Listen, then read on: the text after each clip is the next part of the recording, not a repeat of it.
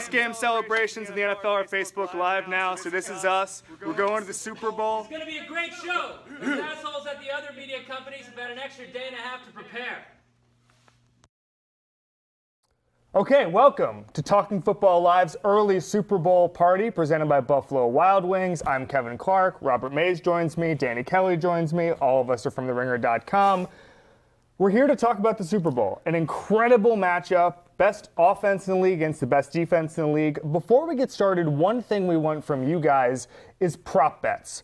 Things that could happen, and we set an over and under. Things like, how many times will the announcers say that Chris Hogan played lacrosse? Is it 500? Is it 700? You guys set that. Guys, again, really intriguing matchup. Let's look back a little bit and figure out what we learned in the championship games. Robert, if there was one thing you sort of learned on Sunday about these two teams, what is it? To me, it was that Kyle Shanahan is everything we thought he was. I mean, he had been held up over the course of this season as a play-calling genius, somebody that had devised this offense as one of the most potent we've seen ever. I mean, the 7th highest scoring offense of all time. They led the league in scoring at 33.8 points per game, and it was all on display. You know, there are times, I feel like, when regular season offenses fall flat, when the games get closer, things get tighter. The Falcons haven't done that. They've been every bit as good as we thought, and I feel like he's a big part of that, if not the biggest. Why didn't they fold? Because we see it all the time where a team that scores 35 points a game that gets to January and all of a sudden they score 14. What was the difference with the Falcons? We'll talk about this as we get a little bit further into the show. I think it's two things. One, he has such a good feel for his team, how to put guys in spots to succeed. And two, he has so many guys to use. The reason I think the Falcons are able to score here, and they have all season, is that no matter what you take away, whether it's Julio Jones, the running game, they have other avenues to score points and beat you, and that's what makes them so dangerous. That's interesting because that's sort of my takeaway from the Patriots is the depth they have. Chris Hogan.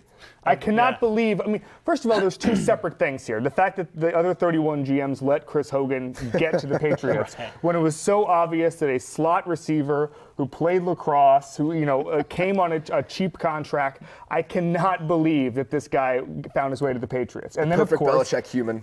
Yeah, exactly. Yeah. I mean, I feel like Belichick created him in a lab. That's it. And at this point, it is so obvious he was going to become a playoff star. I just can't believe it. And so obviously on Sunday, 180 yards, 2 touchdowns, wide open on seemingly every play. They used a flea flicker to get him open. They didn't even need to use a flea flicker. They could have just passed him the ball. It was ludicrous.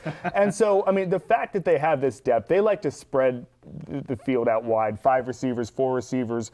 The depth they have on offense is really underrated. You know, we talk about the Falcons and their ability to, even if Julio was out of the game, they could throw it to Sanu, they could throw it to Taylor Gabriel, even the backs out of the backfield. Totally. But the Patriots have that sort of depth, especially in the passing game. I mean, Edelman had over 100 yards. No one even cared because Hogan was so good. And so I'm really impressed with what the Patriots have been able to do on offense these last couple of weeks. And I think that, like the Falcons, it's going to be hard to take away all of their weapons in 2 weeks. And what makes the Patriots even more impressive is that the Falcons still have Julio. The Patriots don't have Gronk. Well, they have Chris Hogan. That's true. They have that version of Julio. I mean, they put up the exact same line, so it's a good point. I mean, every week it's a new guy for them, it feels like. I mean, it just depends on the matchup. It's who they're going to pick on this week. And they always seem to find someone to exploit. It's like the Warriors. They can just pick the... It's like a different guy every week. Yeah. Hogan has long been compared to Kevin Durant. Yes. Same physical talent, for sure. Exactly. Danny, what's your takeaway from last Sunday? Well, I mean, to me it was just, again, that not even Aaron Rodgers, who was playing in God mode for like the last 6 or 8 weeks, could keep up with this team. He couldn't keep up with this offense. Mays, you wrote about it earlier this week, how Atlanta is scoring points per drive at a greater rate than everyone in the last 20 years except for the 2007 Patriots. Which Kevin and I talked about on our podcast this week absurd. Was the scariest offense we've ever seen. Yeah. And this Atlanta team goes step for step with a group like that. I mean, there's nothing else you can say. Yeah, so to me, like, they just look so just unstoppable right now. Like, who is going to keep up with this team? I mean, Tom Brady might be the guy to finally do it, but I mean, after they did that to Aaron Rodgers in that offense that was so hot, that was the stark thing for me. Okay, so I think this is a really great matchup. I mean, there are a lot of games within the games coming in 2 weeks. For you, if you're keying in on one matchup, Robert, what are you looking at? I'm looking at the middle of Atlanta's defense. So guys like Deion Jones, guys like Devondre Campbell, who's another rookie, Keanu Neal, their ability to kind of use their athleticism, their speed, their twitchiness to stay with the backs for the Patriots. I think that New England's going to try to utilize that area of their passing game, and I think that we're going to see a lot of running game from New England. So if those guys, if you're Deion Jones's, who's undersized but very fast, which is how Atlanta built this team, if they can hold up against the Pats' heavy sets, them trying to run it down their throats, I think that's going to go a long way in them slowing down Brady in the passing game as an extension of it. Do you think it will, LeGarrette Blount's physicality against maybe slightly undersized pieces in that defense, is that going to play a role? I think it's going to matter. I feel like we haven't seen that version of the Patriots offense this postseason because they haven't wanted to do that. It's hard to run against Houston. The Steelers didn't. Why would you run when you're throwing the ball like that? But against Atlanta, who's very speedy, had a good pass defense down the stretch, where you can really hurt them is on the ground. They were 32nd in run defense DVOA in the second half of the season. They're small. You can really push them around. And this Patriots offense with this Patriots line has a chance to do that in a way no New England team has in a long time. Danny, what do you think about that matchup? Well, I mean, for me, the key matchup is the Atlanta front four versus the Patriots offensive line because, I mean, with Brady, it's always a catch-22. Do you blitz him? Do you not blitz him? How do you get him to, crack? And this year, he has been just unstoppable against the blitz. I think he had 131 rating against the blitz, 14 touchdowns, no interceptions all year. And we saw last week, the Steelers didn't really blitz him very much, even though, that's been kind of their key to the success in the last, second half of the year. They only blitzed 6 times, I think I saw, per Pro Football Focus. So, I don't know. It just depends on what they do. If they're going to try and rush with 4, that means that Beasley's going to have a really big game, I think, both from the inside and the outside. And I think right now the main vulnerability for the Patriots is the interior line, not the tackles. So I don't know. I think Beasley's the guy to watch. What he does on the inside there, if he can get pressure on Brady with just 4 rushers, then that'll be big for them. I think it's interesting. The Falcons, even though their defense is not good as a whole, when they rush 4 guys, they are the 3rd best defense in the league by yards per play. Oh, interesting. Yeah. And so that's something to watch because we saw it twice with the Giants. If you can get 4 guys in Brady's face and you don't have to blitz and you can put everybody else back, that's how you beat Brady in a Super Bowl. We've seen it time and time again. So I'm really fascinated to see that chess match. If you had to guess, does Vic Beasley get in the backfield a lot? I think that he will. I think he's just such an amazing athlete, and they're going to move him around. I think Quinn's going to have a good plan for him. That's the key. Yeah, and I think that they'll figure something out. I think that, he's going to be a guy whose name you hear a lot. What about in the interior line? You talked about it, but I mean, is David Andrews has been the weak link the entire entire postseason. Is there something they can do in the middle of the line that can? Well, I mean, Rashid Hageman is a very good athlete, very strong guy. He's long, and maybe he can be a guy that can rush from the interior. They have a few different guys that they use in there. So Quinn is a brilliant tactician when it comes to defensive line guys, and they've got a couple different types of athletes in there. So I think it'll be really interesting to see kind of just what they do for that because Brady's just so good against the blitz. Even if Beasley lines up outside, they twist him so much that I think that even if he's on a spot where you don't think he can necessarily take advantage, they're going to put him in that spot by the end of the play. He moves around within a play so much and so often that it's really hard to keep track of him. That's a good point. We're talking right now about players versus other players. My matchup is player versus coach. It's Julio Jones against Bill Belichick. Yeah. We've seen this over and over, and we saw it last week with Antonio Brown. Belichick's number 1 rule above all else is take the best player out of the game. Right. The reason they won their first Super Bowl in this regime in 2002 was because they took Marshall Faulk out of the game. And they said, he's the guy we have to target, and they completely neutralized him for 60 minutes. They've done it time and time again.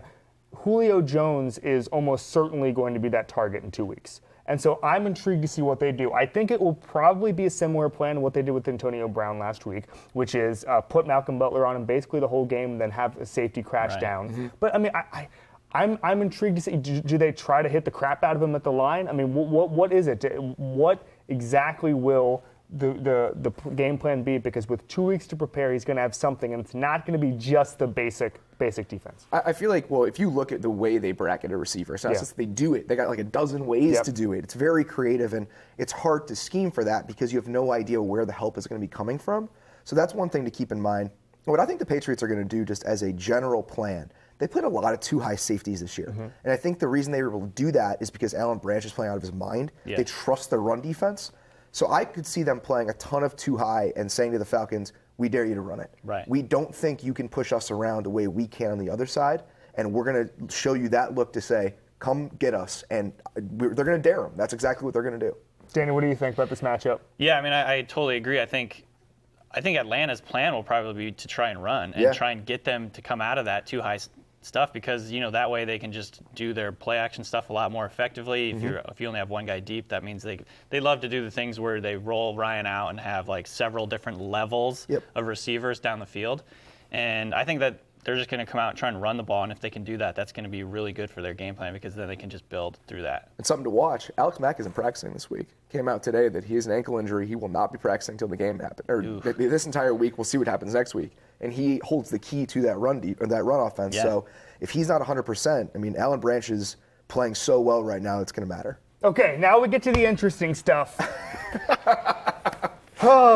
This is a segment we're going to call Alternative Facts. Now, that's a subject in the news these days, and what we're going to use it for is a storyline that's out there, that's floating in the pundit class, that maybe we don't agree with. It needs to be put to bed. The alternative facts of what's going on right now with the Super Bowl. Robert, what's your alternative fact? And please correct the record for the viewers. I think that mine is the fact that this Falcons defense is overmatched against New England. If you look at what they did against Rodgers and just who they've become over the second half of the season, Keanu Neal told me, their safety, after they beat Green Bay, that after the bye week, he felt like they all locked in. It's such a young group. They have like 7 guys in their first 2 seasons that play a major role. And inevitably, a group like that is going to get better as the season goes. And I think with Quinn starting to understand his personnel even more, with them starting to understand the goals of the defense, not just where they're supposed to be, it's really allowed them to coalesce in a way that doesn't make them a walkover. They're going to give New England trouble in spots. I don't think they do it for 4 quarters, but they aren't helpless. They're going to put up a fight. Maze, you wrote about how the big thing for them is team speed, and that's always been kind of a Quinn, just character of of his defenses, and I think that really showed up last week against the Packers. Like, they're flying around. They were sending Poole in on blitzes, and they got to Brady a couple times, to Rodgers a few times, and they have speed at linebacker. They've got speed in the secondary. I mean, I think the longer that they play together too, they play faster because they're not thinking as much. Totally. And that I think really showed up, and the numbers actually for their defense have been pretty solid. I think in the last 6 or 7 weeks, they're still on the season one of the worst statistically, but if you just separate it out, they're looking quite a bit better than they were early on. I disagree. I think that what's interesting here is that we really are disagreeing with the facts in this situation, because overall the statistics have not been good. I mean, because their run defense is so bad. Yeah, the run defense has been so problem. bad. Yeah, and that's what I think is going to be an interesting matchup here. For me, I think that there are just this weird narrative that there's some sort of legacy on the line in 2 weeks. That somehow Tom Brady, if he's 4-3 in Super Bowls as opposed to 5-2, that somehow makes a big difference. Yeah. I mean, that's people with too much time on their hands. That's that. Here's my question for you though. Do you think the legacy is whether this becomes maybe the best Patriots team we've ever seen? Is this that one? on the line? Yeah. No. What do you think? Which one do you think it is? Well, I mean, it's interesting. I still think that the 2017 was the best Patriots team of all that's time. a really good point. They just happened to not win the Super Bowl. And 2012 was probably second, which is crazy. 2012 was probably second, exactly. I mean, I would still give it to maybe the second or third team in the first run. The one that beat up Carolina. Yeah, the one that beat up Carolina, the one that beat the Eagles. Yeah. That would probably be where I go, just from the depth, from just the great players they had. Belichick, this is his 7th Super Bowl. Brady, this is his 7th Super Bowl. This idea that somehow if they lose, that we're going to say, actually, Belichick and Brady are not the best combination. Oh, it goes back to Walsh, Montana. No, please stop that. This is fake news. It is fake news. Does anyone disagree with that? No. Just watching him take the trophy and how little he cared about it in that moment on Sunday. They're just so casual. It's like, we won the AFC Championship again. No one cares. It reminds me of a story I once heard about Hank Aaron and how he used, the Silver Slugger Award for a doorstop. It's like, what's that? Oh, yeah. Just that, my doorstop. I don't know where they put all the Lamar Hunt trophies in the Gillette Stadium. I have no idea where in the offices they give them away in raffles. Yes. They give them away like this T-shirt for the most creative prop bet that's coming later. Danny, give us your alternative fact. Give us your fake news. Yeah, well, I think there's a little bit out there right now about how this isn't that interesting of a Super Bowl, or it's not a good Super Bowl. And to me, that's just absurd, because these are two well, number one, they're two of the best offenses in the NFL, and Yeah. so that's just going to make for an entertaining game. But I think when you have Shanahan and Belichick, the way that Shanahan is calling plays right now, and just game planning, scheming, I think that makes it really fun. It's such a chess match against Belichick, who is the master, Manipulator. puppet master or whatever. And so, I mean, to me, this is a great Super Bowl in terms of just. It's a good matchup. I mean, these two teams, it's going to be high scoring probably, but there also are two defenses that might be underrated right now. I think the Patriots defense, obviously, top scoring defense in the NFL, but there's still questions whether they can stop an elite offense. So that makes it interesting. I just think there's a lot of really cool storylines in this, and the fact that people are overlooking this as not an interesting Super Bowl is weird. I do think that's interesting, the fact that this is the best scoring defense in the NFL, but they're so untested. Even the Steelers seemed so disjointed last week. Le'Veon Bell was out. When they played the Steelers the first time, Landry Jones was at quarterback. Yeah. So I think it's fascinating that the Patriots are finally being tested on defense, and it's on the biggest stage against a historically good offense. I mean, I'm fascinated to see that angle. Absolutely. Of it. And so, you can even get past the whole Brady. The Brady storyline is going to be huge for, so many different angles. But the defense has a lot to prove, too. Yeah. And like I wrote about earlier this week, they can really take a big asterisk off that number one scoring defense thing that, because they didn't face any top quarterbacks really this year. And so I think they have a lot to prove, too. So just on both sides of the ball, it's really interesting. Is this, when you guys look at this matchup and you look at all the good teams this year, is this your ideal matchup, Danny Kelly? Maybe not ideal, but it's definitely one of the top. Would you rather have ones. the Packers in there? I was hoping for Cowboys, just because the Cowboys are a You lot too? of fun. I think this, as I look at it, is the most interesting to me because I feel like both of these teams are built on creating mismatches with their personnel. Yeah. And the fact that you have that, just a huge line of them on either side, and now they're going back and forth against each other. Would it be fun to watch Rodgers have to play Belichick? Sure. Would it be fun to watch that Dallas running game against a Belichick coach defense? Sure. But Atlanta has everything, and so does Belichick, and I feel like that's what really is a perfect marriage. You are not taking into account when you talk about the Dallas running game shots of Chris Christie and Jerry Jones hugging in the owner's box. That's a good point. I am going to miss that. I wish that we could have That was that my in Super number Bowl one Sunday. ideal Super Bowl matchup, Jones and Chris Christie. Okay, now it's time for the prop bets. Let's do it. We're going to have some from reader comments. Again, most creative gets this Ringer T-shirt. And a Lamar Hunt trophy from the Patriots. Yeah, they're sending that in the mail. You'll see it. Return address is Foxborough. You'll see it. Okay, let's start here. This is from Nathan Brown. Over under number of times Deflategate and or Brady suspension is mentioned. The number is 14.5. I'm probably going to go under, but It's close. Not by much. it's similar to how I really want to take the over in the game. I think that's going to make me think. Yeah, I mean, it's right there. It's the perfect number. Yeah, I'm going under on that one by a lot. Now, I guess am this too, is by the way. game. Just This making is sure you know game that. broadcast. This is game broadcast, so it's the 3 hours, 15 minutes, whatever it is. If you're including the pregame stuff, I'm going way over. Okay. Way Well, if you're over. Yeah, that's a good point. But no, Okay, but in the actual game, it's going to be under. Okay, this is a good one actually. This is from Chris. Number of Atlanta area rappers shown during the broadcast, over under 3.5. Danny Kelly. Ooh, I'll go over on that one. They just have so many different options. You really do. You really do. I'm going to go under Atlanta personalities and celebrities. I'd probably go over. Samuel L. Jackson is going to be heavily involved, Oh, but yeah. rappers, I feel like 3.5 is pretty high. What if Outkast is together? That's 2. That's 2. Yeah, how many does that count That's a as? good point. That's 2. Big boy. A lot of guys were on last week. I was there for the Ludacris halftime show. It's just, you forget how many there are. Future. Yeah, there's a lot. Bow Wow. There were a lot. There have been a lot Yeah. this playoffs. They could all come together in one shot. It could be one shot, and then the over is broken. Yeah. There it is. Okay. Over or under, it's 5. Number of times it's mentioned that Kyle Shanahan is leaving the Falcons. 5 seems high. 5 is a lot. I think if they're Now, if they let's be score clear. 60 points, maybe it's 5. Let's be clear. You're going to mention it 55 times. I mean, that's a good In point, the but I'm press not a box. part of the We'll be sitting I'm not next part to of each the other. broadcast. You will mention it 55 times, but the broadcast will probably go under. It just you, becomes so Danny Kelly. sad. I think it's going to be over, and it kind of depends on how the game goes, clearly. But Yeah. I mean, there's going to be a lot of lamenting the fact that he's going to be gone after this year. So it's like this is the one window that we're going to see like this offense in perfection. And so I think I'm going with the over on that one. I think that they'll talk about it a lot. Over under 19.5 mentions of the word revenge. Danny Kelly. That's really good. I like that one a lot. Oh, yeah. That one I'm going under.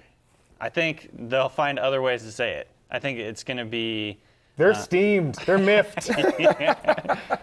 That's going to be yeah, it's like a technicality, but yeah. Troy Aikman, under. just Joe. I They're peeved. personally have underrated that part of it. Like in my mind, which I really have. No, I Just because don't know if I you have. forget I how don't much. think- I forget what kind of person Tom Brady is with that kind of stuff. Like I haven't thought about it that much. But It's probably a mistake on my The one part. thing with Tom Brady, Robert, is that everything motivates him. Exactly. That's Like, what I mean. Troy Brown said the other day that splitting time with Drew Henson 17 years ago motivates him. So I mean, how much motivation room was there? You know, like he's still. I think pissed it's a off. limitless capacity. I understand that. What I'm saying is, you can't be. At some point, you reach peak motivation, I think you're underrating Tom Brady. peak angry. We've reached peak Brady anger, and we're there. He has brought his fist pump game to a completely new level this playoffs. Have you seen Garoppolo trying to do it behind him? There's an amazing thing. This is my new over/under for times Garoppolo fist pumps. Garoppolo comes out with Brady. Brady does like 50 fist pumps. Garoppolo tries to do like 2, and then realizes he's being outclassed. Yeah, and turns he's around and playing a moves on. different sport. Yeah. All right, this is a great one. It's from Chris Miller. Over/under number of times the word freak or freakish is used to describe Julio Jones. Oh, I thought you were going to say How Hogan. many is it? 3.5. I'd say under, but it's definitely 3. It's at least 3. I think when you if we could adjust it, if we added in Chris Hogan and it was just freakish athlete for Hogan and Julio Jones, then it's over. You just They really are interchangeable at this point. yeah, exactly. That's my point. All right, good one here. Number of buttons undone on Gronk's shirt, 2.5. That's The fact that we think he's going to be wearing a shirt is strange. well, this will be early in the game. Is that It'll be like, his is that first like shot. bets are okay. off if he's wearing like no shirt? Yeah. Yeah. Okay. It'll be Mr. Kraft, right? All the Kraft family, Les Moonves, and then Gronk. And Gronk's going He's going to be wearing a tank. I would say on the first shot, he has less than 2.5 unbuttoned. I'm going the over. Yeah, I'm going the over. Yeah, I think he's going to be turned up really strong before I'd have the to game go even back starts. and study the film on that. But You do your homework I out. do Yeah. think he's going to be wearing a tank, so this might be moot. number of times someone says young Falcons defense, 4.5. Ooh. I'm going over with that one. I think it's going to be a lot. Again, because I'm going to say it 40 times as we're sitting next to each other. Young is, in this case, it's probably a euphemism for bad. This young defense. Yeah, when Brady scores 80 No, it's going points, to be it's going to be a lot of mentions. You know the circumstance. It's going to be Brady, Yeah. Exploiting this young defense. Yeah, checking into a 90-yard Chris Hogan touchdown. Right. And for This is Robert Joe, Alford this with his young- 100-yard stare. This young Falcons defense wasn't ready for that. Yep, Yeah, it's pretty obvious. All right. Over under 10 inches for Bill Belichick's sweatshirt sleeves, not including fray. I'd say under. I mean, it's in Houston. It's in Houston. I mean, he's maybe going to have that cutoff one that's the short one. Yeah. Danny Kelly? I don't know. I think he wants to stay warm. I think he still wants to stay loose and stay warm, so I'm going with the over. I'm guessing it's going to be like almost to the elbow. Have you guys seen that site that tracks Belichick's what he wore to every single game? Have you seen that? No. There's a site that actually does it. Every shirt he's worn to every Why single is that Patriots website game. not theringer.com? That's a great question. We really are missing out. Wow. Okay. How many times over under 1.5 are the Browns shit on, their words, not mine, for letting Taylor Gabriel, Alex Mack, Belichick go? And Shanahan. And Shanahan. I mean, I feel like and it's going to be way over. It was Julio Jones. So other than that, be a they have lot. no role in the Super Bowl. God, if we could toss any more dirt on the Browns' grave, this is the worst possible scenario for them. It's Over under terrible. 1.5, Robert Mays. 1.5? Oh, way over. Yeah, way over. I'm going under. I'm going one. I'm going once. I There's think the no over. way. I think the There's just over. too many options. I would bet the over on the amount of times they show that like the actual breakdown on screen, not just mention it. Do you think we see Alex Mack in a Browns uniform at some point during the broadcast? Like they show a picture of it. If there's a montage, does that count as one reference or many? That's one, I think. It's like the Atlanta Rappers thing. If it's all one shot, what is it? Well, the Atlanta Raptors, I think that's the over. But if it's a montage, I think that counts as one singular mention. We're going to need some rulings on this. Yeah. All right, guys, final prediction. Robert Mays, Super Bowl 51. I'm going with Atlanta. I just think it's their moment, and I also can't bore myself enough if I pick the Patriots. I feel like Atlanta has enough outlets to score against this Patriots defense. We haven't seen them play a complete unit. They can take away Julio, and Atlanta will say, okay, we're going to go to our 6 other options. Right. And I do think the Patriots are going to be able to score, but the way that this Atlanta offense is playing, the way that Kyle Shanahan has tapped into his team, I do think they're going to be able to put up points. 31-28. Danny Kelly. I'm going with Atlanta also. I think that the Patriots defense will be better, a lot better than the Packers, obviously, but like they'll give them a challenge. But to me, in so much that they'll play defense. Yes. Right. Yeah, Unlike that's the key Packers, difference. yeah. Right, it will, but I still see. I mean, there's hardly anyone that's been able to slow down Atlanta this year, and if the Patriots make 1 or 2 mistakes, it could be over for them. At the end of the day, I think it's going to come down to who has the ball last. I imagine it's going to be like some field goal or last-second touchdown, but I got Atlanta 28-27. Wow. Okay. I do not have that. I have the Patriots. A smart one among us. 30-26. I just feel like Belichick will have a game plan enough for Julio Jones. And then, look, I think that it's a pretty good strategy to have some other person on the Falcons try to beat you. I understand those running backs are extremely good. I understand that Sanu and Taylor Gabriel and all those guys are good weapons, but I will take my chances if it comes down to Tom Brady and his weapons against the Falcons with a neutralized Julio Jones. I just think that the coaching will matter. I think the experience will matter. I think that there's so many things that are overrated in this game, but I think having been to 6 Super Bowls before and knowing how to play and knowing not to be nervous and knowing how to navigate things, Brady's talked many times about how much Super Bowl experience matters in the sense that know when to go in because it's a longer pregame or knowing how to navigate that halftime. That stuff matters. Yeah. And there are a lot of guys on there who've played in Super Bowls at this point. Young Atlanta defense. This young Atlanta defense. I mean, Quinn's been to 2. That helps to some degree, but Right. it's not even close to what the Patriots have. Yeah. No, I mean, I just think all of these little things get added up together. Yeah. And it equals the Patriots we are win. the dumb ones for picking against Belichick. But I do think that there's a version of this game where afterward we're talking about Dan Quinn with the same sort of air that we talk about young Belichick, just like this guy that really hits it. I do think he's that good. I think he's that good of a defensive coach. And I feel like there's a version of this game where we say that. I don't know if it's going to happen, but I think it's in play. Right. Okay. That's a bold prediction from you, but I'm not saying it's going to happen. I'm just saying he was so good against Rodgers that I could see it. It's out there. I'm not saying it's going to happen. okay. That sounds like a Black Mirror episode where we wake up and Dan Quinn is new Belichick. All right. This has been Talking Football Live early Super Bowl party presented by Buffalo Wild Wings. Thank you for the reader submissions. They were great. We had a good time. We will award the Ringer t-shirt after the show. Thanks for watching.